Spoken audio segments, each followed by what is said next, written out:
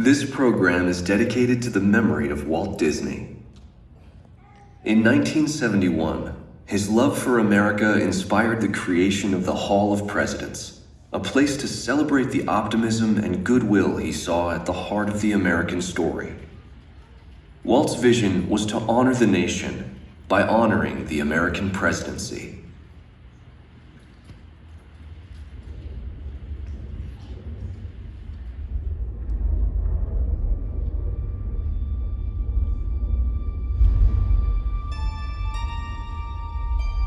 It is 1783, and the smoke is clearing in the wake of the Revolutionary War.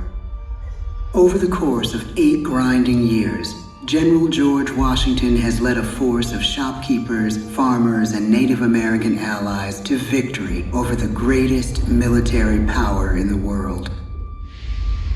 A new nation has been born, independent and free.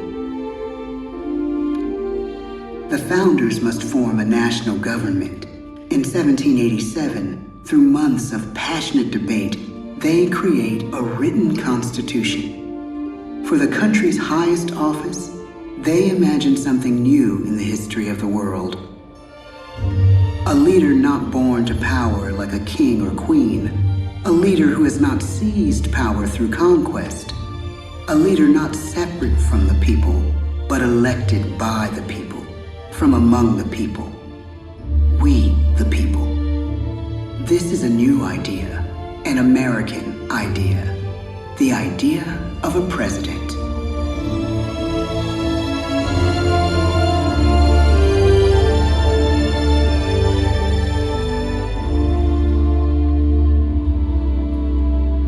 The people don't know exactly what a president will be, but there is little doubt who it will be.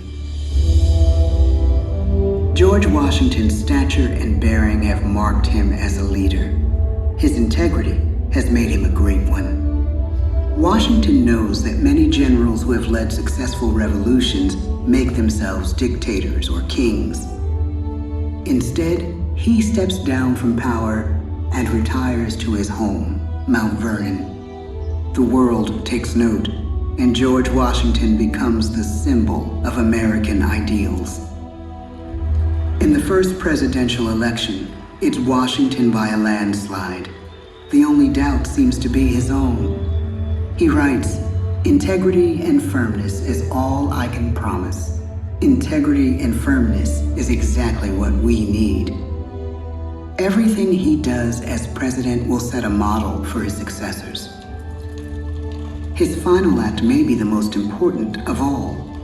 After 2 terms, with no term limit in the Constitution and amid overwhelming support to stay in office, he steps down once again and hands power back to the people. He wants us to speak, to elect a new president. During the early years of the Republic, we choose leaders as different as Thomas Jefferson, John Adams, and Andrew Jackson. Elections are often bitter. Each president stands at that fiery intersection where personal character meets the challenges of the times. Some call the presidency a glorious burden. Jefferson calls it a splendid misery. We, the people, must choose well. We elect 15 presidents before the course of history brings us to the edge of a crisis like no other. A nation born of freedom still permits slavery. As the country pushes west, will new states be slave or free? The question produces bitter conflict. The issue rocks the election of 1860 and brings Abraham Lincoln onto the national stage. The tall, lanky, some say uncouth candidate from Illinois is a master of words at a time when speeches are printed in full for people to read. A house divided against itself cannot stand, he has said. With Lincoln's election, the House does indeed divide. Civil War. A 11 states secede from the Union. The war becomes a defining passage in the American story. The president's own inner strength and depth of character changed the course of history. Lincoln had come up the hard way on the American frontier, desperately poor, with less than a year of formal schooling. His early years were scarred by tragedy, the death of his mother, his sister, his first love.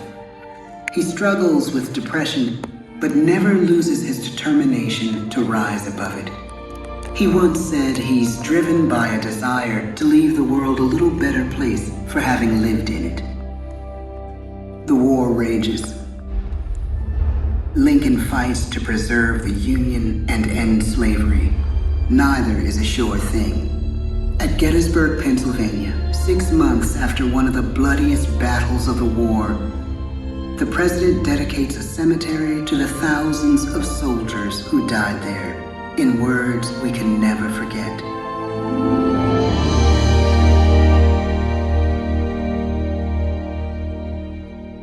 "Fourscore and 7 years ago, our fathers brought forth on this continent a new nation, conceived in liberty and dedicated to the proposition that all men are created equal.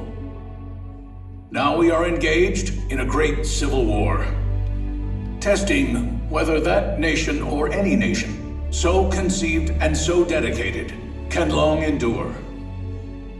We are met on a great battlefield of that war. We have come to dedicate a portion of that field as a final resting place for those who here gave their lives, that that nation might live.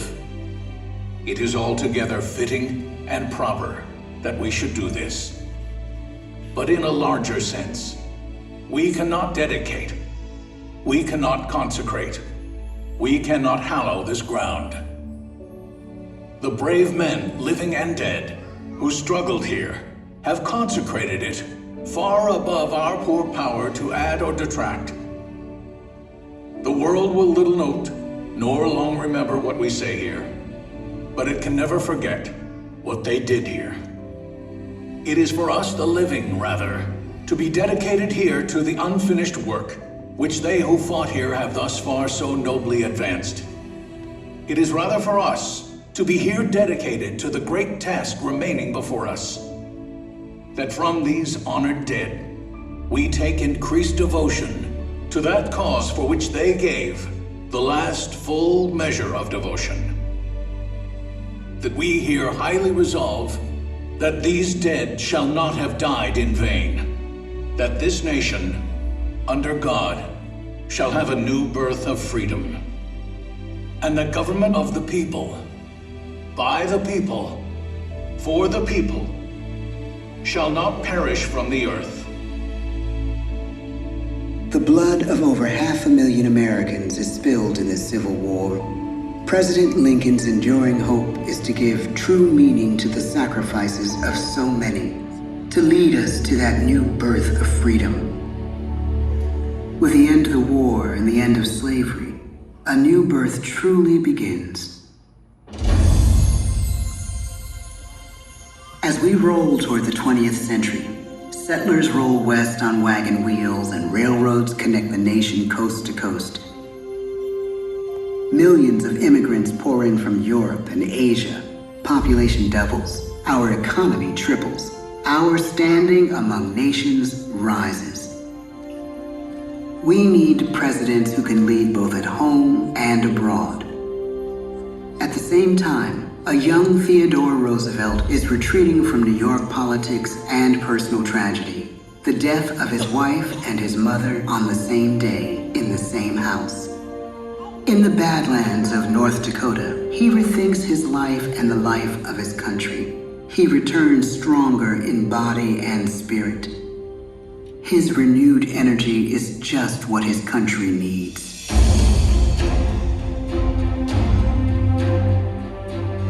American industry is booming, but social tensions are rising. A progressive movement is bubbling up, pushing for change, and change is needed. in the working and living conditions in cities. The gap widens between rich and poor. The demand for change grows stronger. Teddy Roosevelt is a knight on a crusade. He speaks with force and vitality in clear terms that make colorful headlines at a time when mass-market newspapers have become the new media. To define his foreign policy, he borrows a phrase from an African proverb: speak softly and carry a big stick. But his greatest accomplishments are made at home. He breaks up giant monopolies, protects workers' rights, and calls for a square deal for all Americans, rich and poor, capitalist and wage earner. Fair play and a square deal for every man and every woman in the United States. He calls on America to be as great as the natural grandeur of its lands.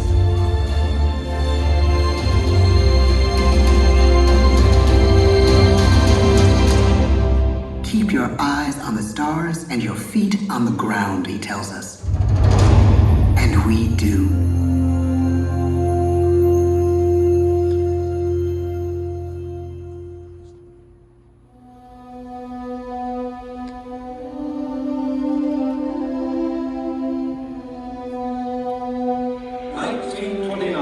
The bottom fell out of the market. 12 million unemployed. The bread lines and the soup. The results of the 1932 election now appear. When we elect our 32nd president, it is the worst of times. The course of history and the course of one president's life again shape a turning point in our national destiny. Franklin D. Roosevelt, paralyzed by polio, knows how to restore the faith of a people paralyzed by the Great Depression. I believe in practical explanation and in practical policy. He has found the inner strength his countrymen now need. He speaks to us like a friend, a neighbor.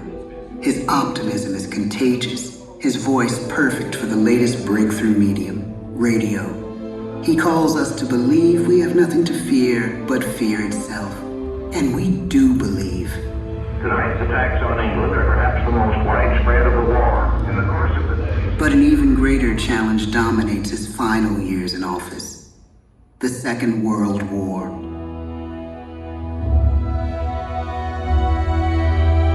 We must be the great arsenal of democracy. This is an emergency as serious as war itself. We stun the world with our production. When bombs fall on U.S. troops in Pearl Harbor, he calls us to fight on the war front and sacrifice on the home front.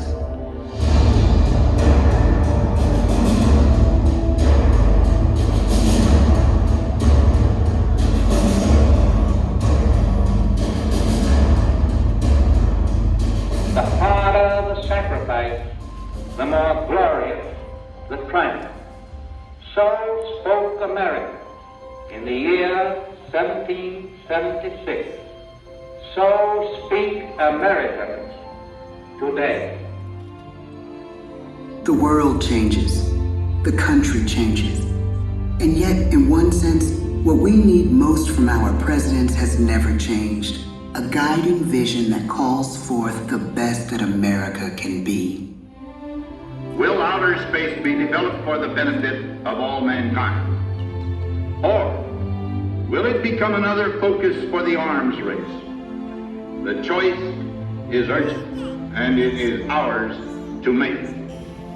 Ask not what your country can do for you. Ask what you can do for your country.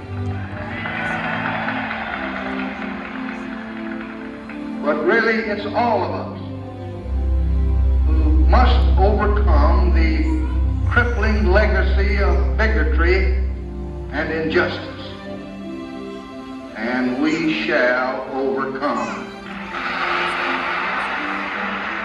One of the agreements that President Sadat and Prime Minister Begin are signing tonight is entitled A Framework for Peace in the Middle East. Mr. Gorbachev, tear down this wall. You have lost too much, but you have certainly not lost America. I can hear you. The rest of the world hears you. Loving this country requires the willingness to speak out for what is right, to shake up the status quo. That's America. Our presidency is no longer just an idea. It is an idea with a proud history. Ladies and gentlemen, the presidents of the United States of America.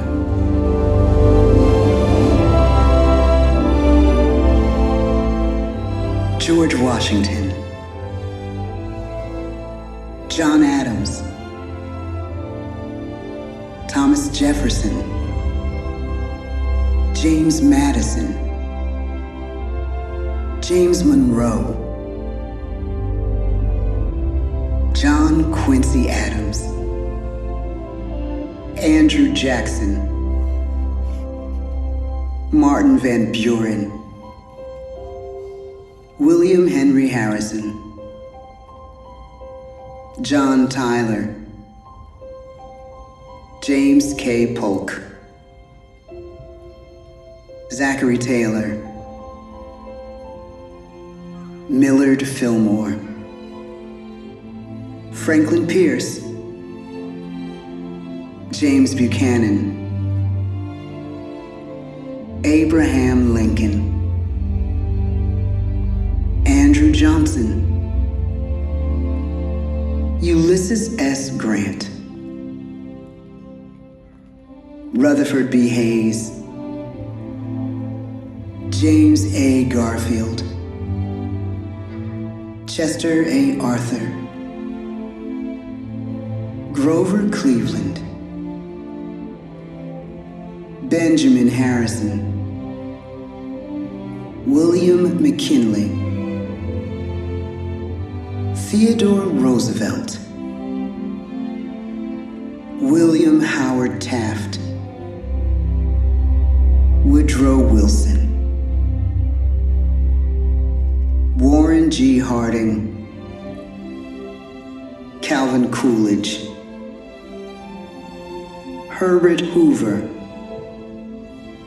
Franklin D. Roosevelt, Harry S. Truman, Dwight D. Eisenhower, John F. Kennedy, Lyndon B. Johnson, Richard M. Nixon, Gerald R. Ford, Jimmy Carter, Ronald Reagan, George Bush, Bill Clinton, George W. Bush, Barack Obama, Donald Trump.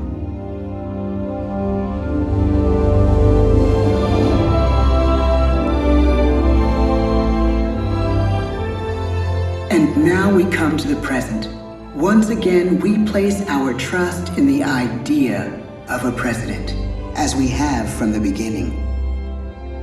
My fellow citizens, no event could have filled me with greater anxieties than that notification on the 14th day of April, 1789, that you had selected me to lead our nation. But it was with the confidence of my fellow citizens that I took an oath. 35 simple words that have been repeated by every American president throughout history. I, Joseph Robinette Biden Jr., do solemnly swear that I will faithfully execute the office of President of the United States, and I will, to the best of my ability, preserve, protect, and defend the Constitution of the United States. So help me God. The presidency of the United States is a role unique in the world, an office entrusted to each president by us, we the people. Therein lies the genius of that new idea, now over 200 years old. A new idea our presidents have turned into a great American idea again and again.